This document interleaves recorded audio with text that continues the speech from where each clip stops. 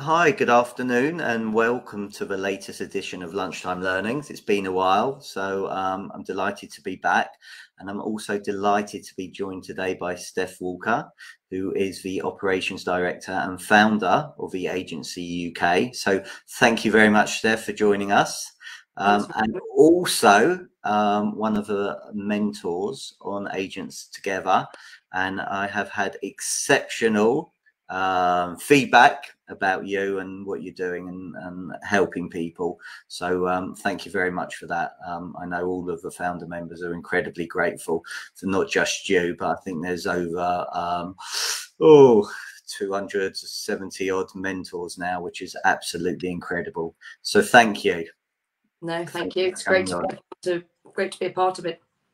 Brilliant. So who's Steph Walker? Tell us a little bit about yourself. And I know you started in agency working with your family. So tell us what that was like to begin with, and how you've gone from working with your family to being the founder and operations director of the agency UK.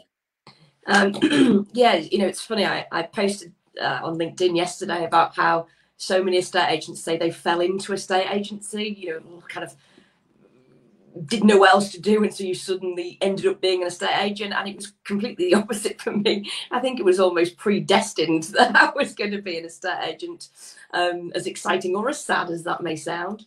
But yeah, my parents had their own 15-branch independent estate agency across Merseyside in Lancashire. They ran that together, started in one branch, grew over time, and just conversation around the dining room table would be property and this, that, and the other. So I probably soaked in a lot without even realising it from a very young age. And I suppose I was a bit of an annoying child, really. And I think my mum just wanted to give me something to do during the school holidays. And it was the summer that I took my GCSEs. That finished, and I was like, oh, what do I do? So she said, right, you're going to go and work in the Ormskirk branch for a lovely lady called Karen. And Karen sat me at the desk and went like this with a stack of papers, and they were MA forms. And she was like, ring them, see if they want to come on the market. What does this even mean? I have no idea, but I really, really enjoyed it. Loved being on the phone. Wasn't afraid to speak to people. Again, I'll probably waffle during this, so I apologise in advance to anyone watching. But yeah, I took a role as the sort of weekend negotiator. So, I mean, bad decision when you're 17 and 18 to decide that you have to be in a branch on Saturday and Sunday morning in the early hours. Didn't always feel tip top. And just really, really enjoyed it. I went to uni, or I attempted uni, and it was a really bad decision. I didn't enjoy it at all, but I also went to take music. And I thought, where am I going to earn money in music? Looking at a Beethoven score and deciding why I decided to put a C minor here. It just wasn't for me. It wasn't for me at all. And I said to my mum, I want to drop out. And she said, well, if you're going to drop out, you need to have a full-time job by the end of summer, or I'm kicking you out of home. Now, I don't think she was really ever going to do that, but it was gave me the sort of get up and go. And one of my friends, they'd since sold their estate agency. They agreed a deal on end of December 2008, which they try and say was their stroke of genius, but it was just good luck with their timing. And a girl I'd worked with had gone to set up on her own. And I said, I need a job. I've done it on the weekends before. You've worked with me. And anyway, as they say, the rest is history. I stayed there for about a year or so. But often, when the owner of the agency is also the lister and the branch manager, you can feel there's a little bit of a ceiling.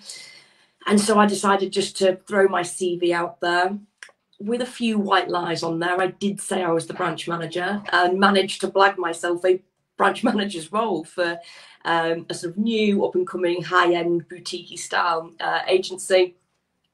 Really enjoyed that there for a year, and I felt as much as I had my mum and dad that I could lean on in terms of questions and how would they deal with this scenario. Strangely, I wanted to go and work for a corporate, and Countrywide, so the brand in my area was Entwistle Green.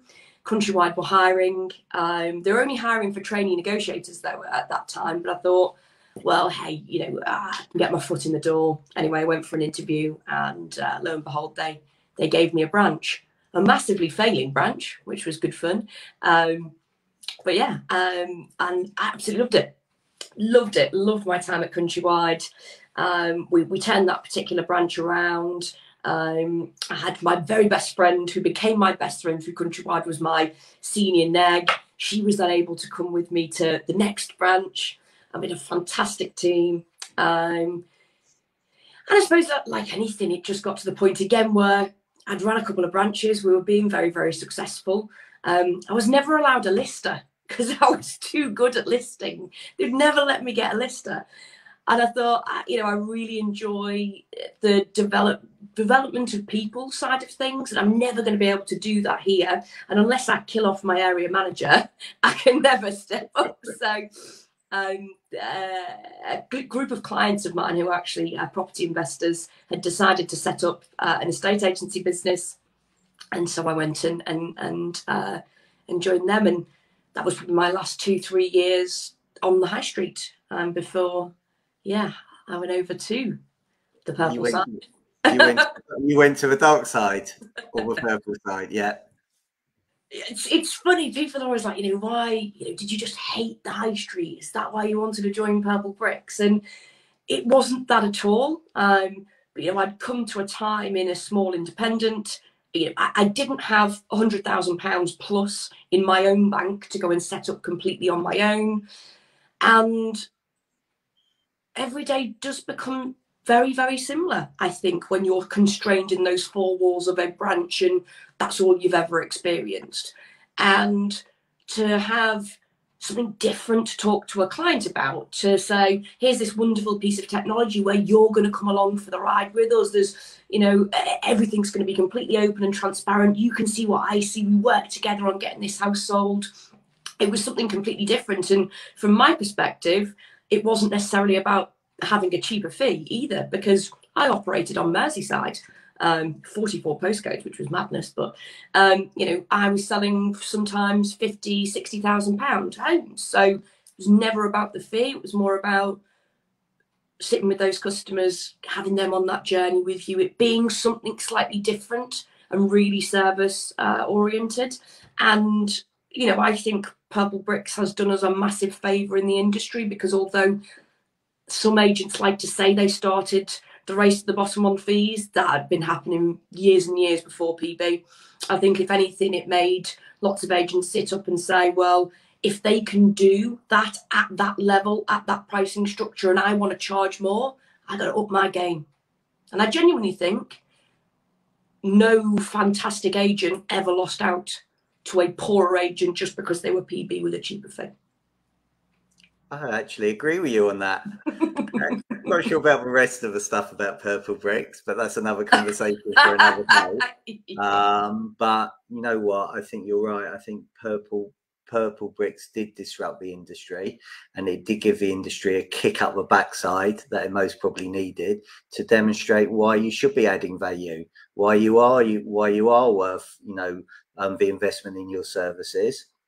And that, you know, if agents, you know, should be getting the 1.5% and the 2%, whereas they were fighting, well, let's be as cheap as we possibly can. And, you know, how some of them are still in business, I will never know. It's crazy. Hi, Mark. Thanks for joining us. I will call you back, I promise, a bit later. Just had a couple of training sessions this morning. So, and then you went to America. Yeah, got to live in California.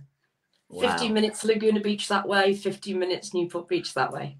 Pretty cool. Eye-opening though, probably not what I expected it to be, which kind of shaped a lot of decisions that we've made in our business now. But just from an experience point of view, the lifestyle, being able to make the most of more hours in your day just because the weather's fantastic. Yeah, what an experience. Good. And then back, we were hated out there as PB more than we were hated here in the UK though, so that was fun too. But you know what, there's so many things that you've discussed already, and I want to come on to what you did when you came back from America. But that's interesting because I want to, if you don't mind, can I unpack some of the things that you said? And actually, that's most probably a good place to start about hatred, and overcoming, I suppose, adversity, and overcoming all the comments that people, you know, rightly or wrongly, okay, because we're all going to have different opinions on the subject, but just how do you overcome? So if you're, you know, a new agent on here, or you're watching, or, you know, how do you become resilient to, you know, what people were saying? Because let's face it, a lot of people were saying nasty things, most probably to your face and behind your face as well, depending on who was in LinkedIn at the time, and who your friends were and not. But how do you overcome that hatred that, you know, I just, you know, really, you know, Purplebricks, they're just a disgrace, you know, what they're doing to the industry is awful. I mean, you must have pretty be able to take it well. So, you know, for people that are listening, watching, you know, what lessons can you learn from that? I think, and it's difficult, right? And as resilient as you think you are, there's always going to be those days that you see something, and invariably it will be online, that make you think, oh, is that really how people see me? There was a website once called purplebricksucks.com, and this gentleman had written all sorts about some people who were my really, really close friends, and me included. And I think it starts with you having the belief that what you're doing and the reasons that you're doing it is true to who you are, and how you want to be thought of. And look, opinions are great, aren't they? Because we never ever ask for them, and we always get them. But, you know, what we were never, as Purplebricks, and this is how I believe it, we were never trying to unnecessarily reduce fees. We weren't trying to shut down high street or traditional estate agents. We were simply offering an option for the consumer where there hadn't really been a differentiated option before. And options are great, right? Because actually, I genuinely believe if I hadn't have joined Purplebricks and people kept continuing to want to use me, it would be because clearly my offering was suitable to those clients. So I think we can all get really caught up in almost just worrying too much about what other people do. Because if you don't get it, if you don't like it, don't worry about it. Just keep being you, doing what you do brilliantly, and the customers are going to be there, 100%.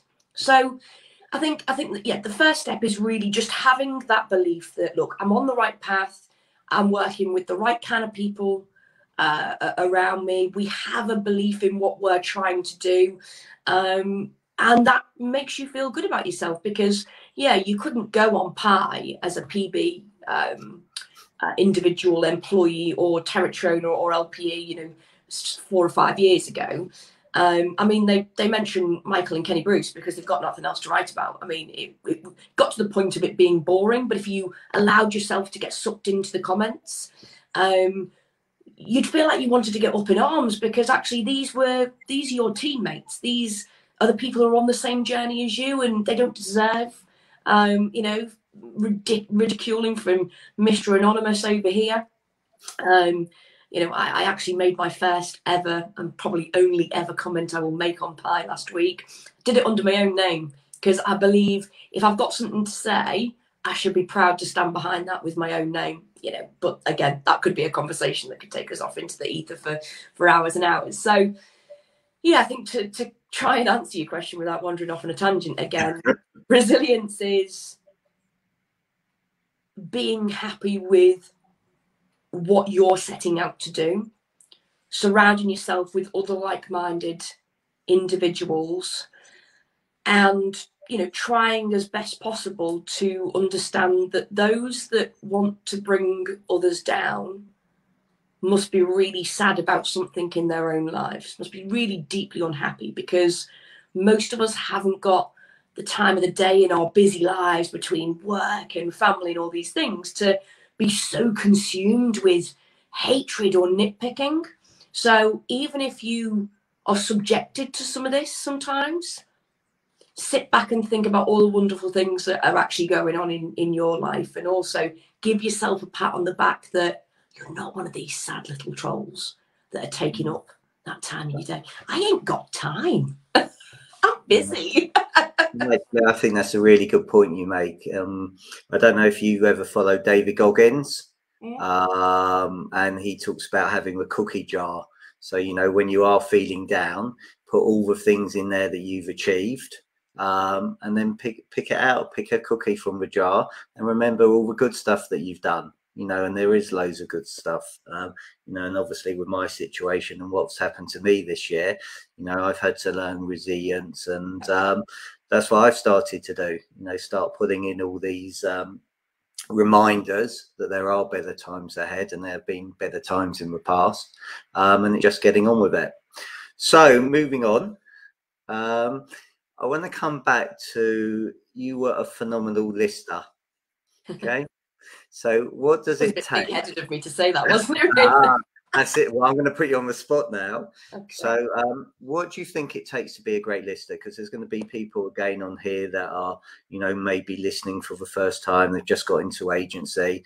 There are some people that are negotiators that want to be listers. There's some listers on here who I'm sure always constantly want to improve and get better. So what would be Steph's top tips to be a phenomenal lister? Do you know what?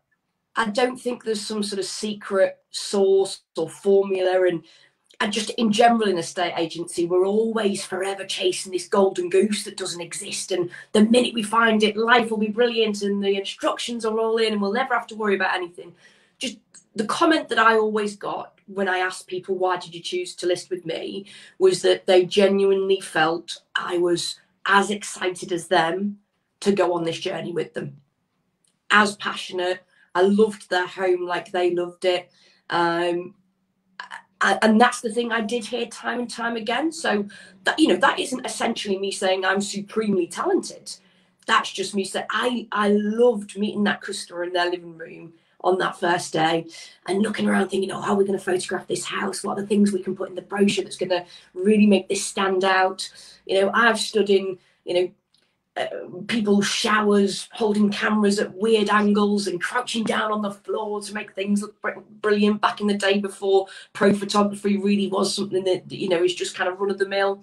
And seeing people kind of take a step back, and because they're worried, right? They're nervous, they're apprehensive, they've heard bad tales, maybe they've had a bad experience in the past. They want to move, but they're not necessarily looking forward to the process. So kind of sitting with them there in their home and going, it's all right, I'm going to be here for you, and let me take some of that stress from you, and we'll go into this together. You kind of see them relax, and you're there for them throughout that journey. At the end, you know, they do move. You know, I can remember I've got favourite customers in my mind, like I loved most of them, but there's certain ones that just stick in your mind because of either it was a difficult sale or actually it was just dead easy and you got on with them so well. I just got a buzz out of it, and I think it was just that genuine enthusiasm that is there. You know, I've gone into houses before where I didn't have a clue. I didn't have a clue about the price. Never stepped in one. You know, when I first ran a Countrywide branch, I was working in a part of Merseyside called Formby. It's fairly well known because all of the Everton and Liverpool football players choose to live there. So yes, you have your 3-bed 1970s detached homes, run of the mill. You're going to know what you're going to go in price, but then you've got massive mansions. And I was 21 when I took over that brand, and I was going into all these different homes, and I think it was genuinely just sitting there and going, I want to be a part of this journey with you. I'm going to do it to the very, very best of my ability. I'm going to be available when you need me to. Yeah, let me be a helping hand. And yeah, no secret sauce, no. Yeah. Well, I think what you've demonstrated is, I can hear in your voice your passion and your energy, and I can imagine what you were like and the enthusiasm and every market appraisal. But there was something also yesterday I came across from Josh Vegan, which I really liked, and I think it's something that you just touched on there. And Josh spoke, he said, you don't sell a house, you maximize the price, you reduce the risk, you make it easy, you give peace of mind, you provide expert advice, you create a competitive environment, you progress their plans, you help the future happen, you give them the greatest luxury of all time. And I thought, you know what, that just absolutely sums it up, because, you know, most people when they're going in will think, actually, what does the estate agent do? They just sell a house. Yeah. And actually, you're not just selling a house. You know, so I thought that was exceptional. Yeah, I really like that. Good. I may share it with you if I'm nice. I will send it over to you for sure. So thank you for that. The other thing you talked about earlier that I wanted to unpack is that you came into a failing office and you managed to turn it around. So again, more secret sauce, please. Is there secret sauce in turning it round? You know, what were the, how did you manage to do it?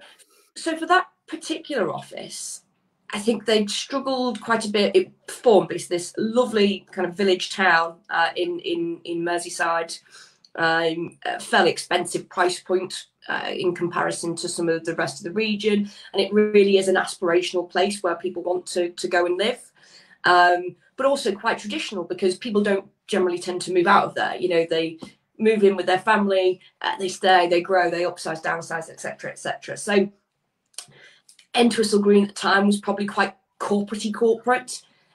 It looked corporate. They back in the day, obviously I've not worked for Countrywide for many years, and I loved my time at Countrywide, and I'll never say anything different.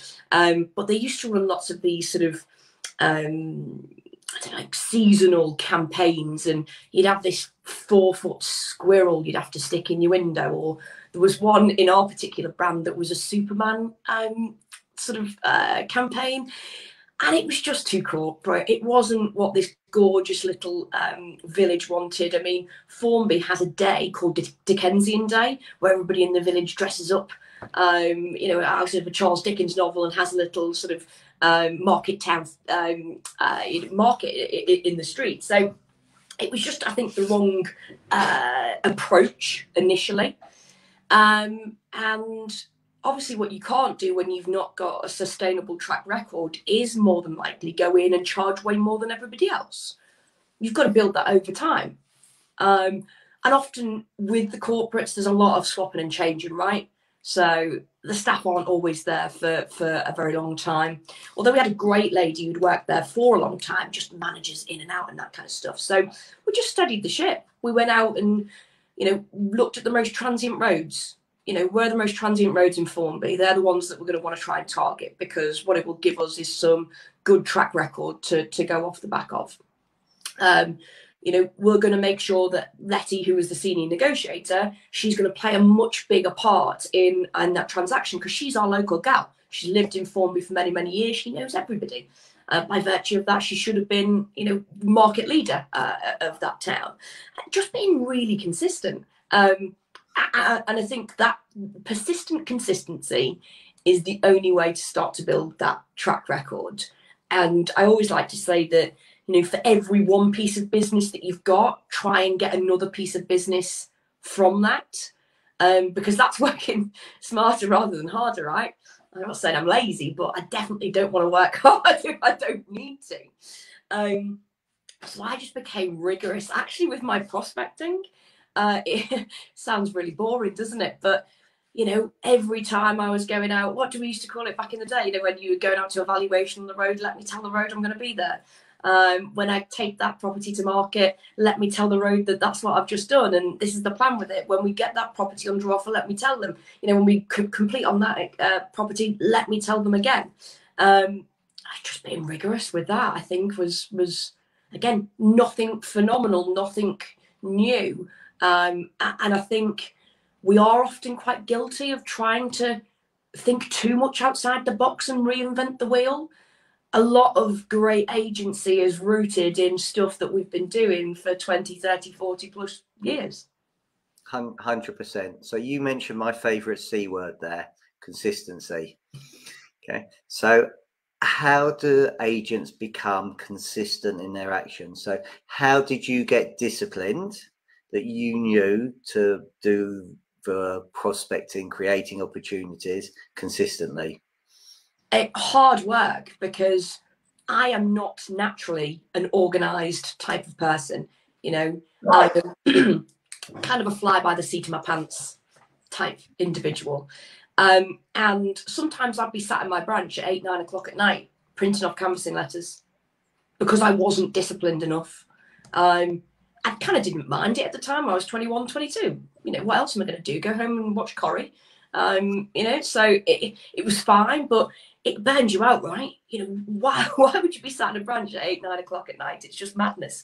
So I think wherever possible, having a bit of a structure to your day, and this is whether you are an independent traditional estate agent, whether you work at one of the corporates, you know, whether you're a self-employed agent, I think setting out the things that you plan to do that week that you know are going to move your business that one notch forward, and committing to doing it, I think is the only way that you can get into a bit of a regime, as it were. And obviously, you know, with our business, our agents they're our business partners, they are self-employed. You know, we will encourage them with what we've seen in terms of behaviours that other agents have done that have made them successful. But ultimately, it's down to them, right? Because they don't have to do as anything that we say. But you do see, you know, whether somebody wants to commit 2 days a week on their agency business or 6.5 days a week, having that plan to maximise, you know, the outcomes of your time is important. And that's all walks of life. That's regardless of what job that you do, right? And what role within a estate agency you've got. You know, one thing I was always guilty of in a branch is I'd sit there, we'd get a cup of tea, we'd been gossiping away, nabbing away, all of a sudden 2 hours have gone and your area manager's calling you going, where's your FS pledges for the day? Okay, how do you get, so accountability is really important, getting people to actually do the stuff that you're giving them. So again, advice and tips on holding people accountable, and should there be consequences? I mean, the ultimate consequence if they don't do it is they're not going to earn what they're going to earn, what they would earn anyway. But, you know, should there be carrots and sticks? So it was funny. I had a conversation the other day with one of our partner agents who had met up with his old high street branch team for a drink in the pub. And he said, what the bloody hell have I been talking to you in morning meetings for the last 20 years? Because I don't do any of that now. And I suppose that it's not 100% right, it's not 100% wrong. I think often the problem, particularly with an estate agency, with accountability, is that what's the point? And the point isn't often not described. It's where are you getting your 25 viewings from today? Because that's what we've got on our KPI sheet. Well, what if we don't want 25 viewings? What if 7 of those viewings were just berating somebody to go around to a property that we know isn't going to be suitable to them? You know, because it gives us some vanity metrics that we can go back to the seller and give them some bad advice. So I think often people aren't meeting these kind of KPIs, and then it's kind of said you've got no accountability or you're not matching up to what you can do. But it's not actually thinking about what the important things are that we're doing within the business is. So, you know, I think with anybody running any business, it's more about what do we want the outcome to be? What's the best outcome that we could wish for? Let's think of all the ways that we're not going to reach that outcome. And that could be not booking X, Y, and Z viewings, or not doing this, not doing this. And what's best practice look like? And actually just knowing in ourselves to reach that end goal, we need to get as close to that best practice as we possibly can. But for me, that doesn't necessarily look like particular targets or specific metrics. But again, I understand that must be really difficult, because if I was running a high street branch or had my own traditional setup, I'd be so inclined to say to my negotiators, well, I want you to book 25 viewings because it makes me feel good that you've actually done some work today, because how else do I measure it? So it's difficult. hence why I don't run a traditional outfit anymore, because if I jump off the top of a tall building, quite frankly. So let's talk about recruitment. And actually, you've worked with a lot of people, mentored a lot of people over the years. So what does it take to be a top performer? And if you're looking, how do you go and find these top performers? Because at the moment, there's, I think it's quite hard. I know obviously whether it's the employed model, the self-employed model, do I jump to become a self-employed model? You're seeing some people that are doing it, that aren't doing it, that feel comfortable when they're doing it with what they're doing at the moment. But let's just start. What does it take to be a top performer? Well, I suppose it initially comes down to what your organisation is looking for, because I think top performer, there's no sort of distinct definition of that, and it will look different in every business. So how I would start is looking at, hopefully you have some top performers already, otherwise you're in a really bad place. But let's say that you have. So here's the kind of blueprint for what we're looking for. Disc profiling for me. Disc profiling, I think, is absolutely brilliant. What are the characteristics of how that person behaves in a work environment? And let me go and try and replicate those behaviors in those next hires that I bring in. And you can do it at every level. You can do it at junior neg, you can do it at lister, you can do it at branch manager. And for me, the psychology behind it's really interesting to see actually who really flourishes in those different roles. The age-old thing has always been that a great lister doesn't necessarily make a great branch manager. And it's true, right? Because particularly if you look at disc profiling, if you want a high I followed by a D or a high D followed by an I, probably going to be an absolutely spot on lister. But are they going to have the sort of rigorous ability to be very regimented in the same way that you'd need to be as a branch manager, and therefore need some of those other characteristics, the steadiness, the conscientiousness coming in.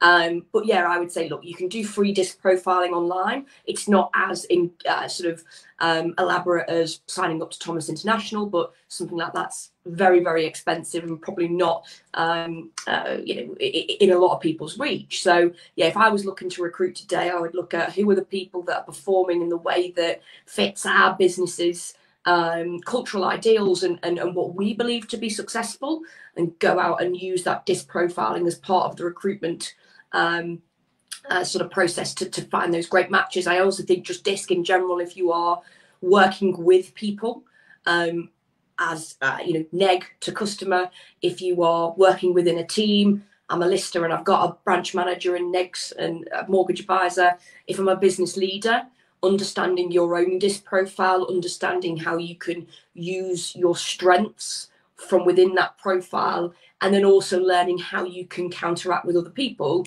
is just a brilliant tool anyway in any walk of life. Okay, fantastic. So not one that of I sponsor disc profile or anything, but are you sure? You sure you haven't got shares in it? The shares have just risen. But actually, I wonder if this book's here. This is a brilliant book. Surrounded by Idiots. This is such a fantastic book, and it's all about how in life we've probably all said, "Oh, it's a bloody idiot," or "Everyone's stupid people everywhere," and it's because people act so differently. They said there's kind of, again, sort of similar to the disc profile, and there's sort of four main characteristics in terms of how we interact. In that if somebody is the total opposite to us, we find it very difficult not to think they're stupid. But they're not stupid. They're just acting in a way that's natural to how they live. And so that's a brilliant book if you deal with people either as your customers or your colleagues. Please. Thomas Erickson. Okay, thank you. He's got another book as well called Surrounded by Psychopaths, but I haven't got onto that one yet. So what else do you do then to self-improve yourself? Who mentors a mentor? I mean, I've been lucky to work with brilliant people throughout my career. many of whom I still talk to. Obviously my mum and dad being in a estate agency, although we often now row more than anything, it's like, you haven't sold a house for 20 years, you don't know what you're talking about. But I've worked with brilliant people. We had such a great leadership team, I believe, at Purplebricks, and people can scoff at that if they wish. More recently, so I think actually just choosing to engage with people further on LinkedIn. Back in my high street days, to say that I would have picked up the phone to another estate agent outside of my own organisation, I would have laughed in your face, quite frankly. I hated them. I thought they were all idiots, hence why I need to read this book. But now it's collaboration, right? I've got a virtual meeting with one of the market centre managers from Keller Williams on Friday. You could call them a direct competitor to us, but we're interested in talking. How's your business growing? Pain points, all of that. There's guys I speak to on a regular basis from traditional agencies, and that in itself is a learning tool. And even now I mentioned this, I was on a webinar with Sprift.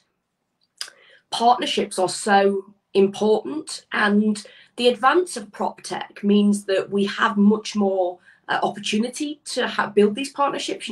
Back in the day, you had your Rightmove, whatchamacallit person that came around once a quarter to upsell you, and the girl from the paper. That was your partnership, right, as an estate agency business. Now you've got all these different pieces of prop tech. We partner with Sort Legal from a conveyancing perspective. I've got a great relationship with the guys over there. And it's just the ability to be able to learn from other people that are connected to your industry, but at different parts of the process, that I think is great. But I am a massive fan of reading. I'm a massive Simon Sinek fan. I think some of our agents get so bored of me quoting Simon Sinek left, right and centre. But yeah, you can probably see there's some of my books up there. Good copy of Start With Why, and also How to Win Friends and Influence People. It's actually a phrase I use all the time if I think somebody's getting a bit grumpy or moaning about something that they don't need to. I always say How to Win Friends and Influence People. A nice way to kind of say get back in your box. Dale Carnegie. Yeah. So you talk about success leaves clues. And, obviously I totally agree. And with the individuals that you've worked with, I've got to know Michael and Kenny with being a founder member of Agents Together. And even though I still don't agree with Purplebricks and all the things about it, I've been very impressed by them. So again, with the people that you surrounded yourself with, what lessons have you learned from them? Well, I suppose from a personal development perspective, in terms of things that I really needed to learn, one, this is actually a lesson from Kenny Bruce, actually. You can't save everybody. You can't make everybody. And so part of my role at PB, we built the customer support centre. Judge me on that how you wish. We initially had a group of 12 people answering a couple of hundred phone calls a day, and within 18 months, that was, a 200-seat omni-channel contact centre. We serviced 4,500 phone calls on a Monday, as an example. God knows what it is today, but that's where we're in. Not everybody is going to have the same work ethic and drive and ability, and you can plow so much energy into people because you believe you want them to be like you and that they should feel the same passion as you do. But it's not always going to be the case. And Kenny Bruce said to me one day, pulled me in and said, you cannot save everybody. Not everybody is going to believe the way that you believe and act the way that you act. And sometimes you have to let it go. And that was really tough for me because I was always of the opinion I can save everybody. I can make everybody the best that they can be. But it's a two-way relationship because they've got to be on that journey in the same way as you as well. And I think patience really is one of the things I've learned from most people that I've worked with. Although I suppose Michael Bruce, I hope you don't mind me saying, he's not the most patient of But yeah, I'm so massively impatient. I want things to have happened yesterday. And again, sometimes when people haven't got quite the same momentum, shall we say, as I have, because as you can probably tell, I am quite excitable, quite loud, you know, let's get going, woohoo, rah rah. So I think, yeah, just taking a step back and again, things like the disc profile, things like reading books like Surrounded by Idiots, and just appreciating that you can actually have a very similar goal. There'll just be very different routes that people need to go on to get there. And having a bit of patience and a bit of humility, I think, is probably one of the best things that you can have. Brilliant. Couple of final things before I leave you. So thank you very much for your time. Agents Together. So I just want to thank you on behalf of all the founders for getting involved. What made you decide to get involved and be a mentor, and how do you find being a mentor? I suppose I didn't really know what to expect to start with. Kenny Bruce mentioned to myself and a couple of people we were with at the time what they were doing. Would I consider being a mentor? And I said, yeah. Then you kind of have that sort of imposter syndrome, like, oh, how am I going to mentor somebody? I'm not even sure I know what this is. But I think, one, it's enjoyable. And I said this before we went live today. From a really selfish standpoint, it's so enjoyable because you get to impart some knowledge to somebody that that they can take it on board or they don't have to, right? It's not the same relationship as when you have a manager and you're given advice, and sometimes you may feel like you have to take that advice because they're your manager and there may be repercussions if you don't. It's just a free trade of information where there's no hidden agenda. You know, if I mentor somebody, it doesn't impact me in any way, shape or form, whether they take my advice or not. But actually when they go out and take that advice and their own business improves or their own life improves, it's a real sense of satisfaction that you do not get in a manager to employee, employer to employee relationship, and that's very, very different. I think it's also really good you learn stuff yourself. So, you know, I've mentored a number of self-employed agents that work under different brokerages than my own. And they'll be like, oh, I had struggled with this particular issue. And then we'll start talking it through and I'll go, oh my God, I didn't even think about that. Because it's just that, again, free collaboration of ideas that is brilliant. And I think what a great thing to do for our industry, where it always has been rather cutthroat. It always has been rather closed. Collaboration in general, as I alluded to earlier, just isn't something that we've naturally done. And it is so important. And I believe everybody within this industry wants it to get better. I think we want to be viewed in a better way by our clients. I think we want to have still competition, but better relationships with our competitors. Now, I always used to say, I always wanted to go out against the really good agents. It's more fun when I won. But, to have that is brilliant. And, I speak to a lot of people, particularly kind of London agents, where there's always been much more of a collaboration. Like, you can go for drinks on a Friday night quite naturally with somebody from a different brand. But, doing that on the streets of Liverpool, it just wouldn't really have happened back in my day, certainly. I think that's all really important. And, here's a group of people who are coming together on their own time, not getting paid to do so, that freely want to exchange ideas to help improve those sort of industry relationships, which in turn will make us all better, raise our game, and get us to the point where we are viewed as a profession by the outside consumer in a way that they probably don't view us now. Good. Well, I also want to thank you for getting involved in the Computer for Schools campaign, because I think that's touching on what you were saying. That's something that is going to help the perception of estate agents and what they're going to do with giving laptops and computers and tablets to schools in their community. I think that's going to make a massive difference. So if you are watching, listening, and you're wondering what the hell I'm talking about, please get in contact with me about how agents are making a difference up and down the country by donating part of their completion monies and then getting a laptop or tablet sent back to them. Steph, thank you for being an amazing guest. If people want to get hold of you, apart from finding you on LinkedIn and maybe commenting once on Pi, where can they hear from? Where can they find you, please? So my telephone number is on my LinkedIn, but it's 07389 895 778. If you just want to chinwag, if you want to argue with me about Purplebricks, whatever it might be, always up for a good debate. I actually love a debate. If you want to argue with me about the self-employed model as well and why it's wrong and why it won't work, love that conversation too. Or Steph with a PH, not an F, at theagencyuk.com. But yeah, I personally want to collaborate with lots and lots more estate agents over the next 12 months in our similar models, in traditional models. So if you can feel I can be of any help to anybody in any way, get in touch and sign up for Agents Together and sign up for Computers to Schools. You've been told. You can come again.